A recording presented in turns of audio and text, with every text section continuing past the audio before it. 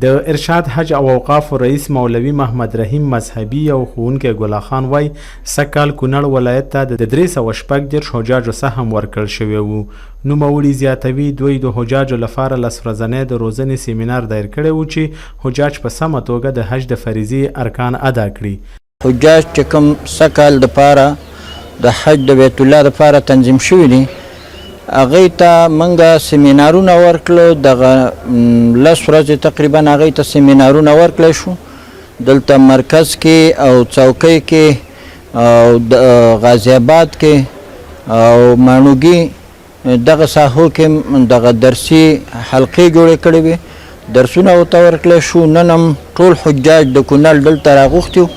هغوی ته د حج په مناسکو کې یو کتاب هغوی ته ورکو او کارډونه چې کوم دی هغې ته توضیح کېږي چې هغه کوم کارډونه د حجاجو لپاره ورکړی کېږي هغه هم ورکول او عملي درس هم ورکوو د عمرې او د حج.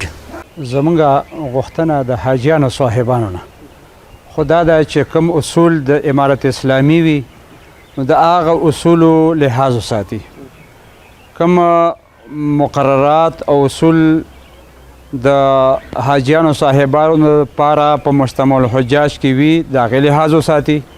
دغسې د جاز ته د ختلو په وخت کې د راکوزېدو په وخت کې بیا چې خاص کر د سعودي عربستان د جدې په هوایي میدان کې کوزیږي یا د مدینې منورې د هوایي میدان کې کوزیږي کوم مقررات چې د سعودي عربستان وي په حاجیانو باندې نو پکار دی هر یو حاجي د هغه مقرراتو لحاظ وساتي د هغوی د هغه امر موافق او د مقرراتو موافق باندې چلن وکړي.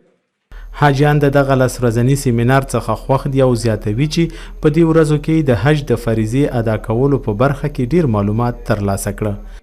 الحمدلله چې هغه ټول سیمینار کې مرګرو برخه واخیستل ډیر څه داسې و چې مخکې نه مرګرو ته نوي د عملي هغه زده کړله او د سفر دپاره انشاءالله عملي آمادګي ونیول شوله. انشاءالله ډیر سهولتونه او ډیر علم په هغې کې زده کړی شو. د یادونې ده چې هر کال د یاد ریاست له لوري بیت الله شریف ته تلونکو حاجیانو ته عملي سیمینارونه ورکول کیږي.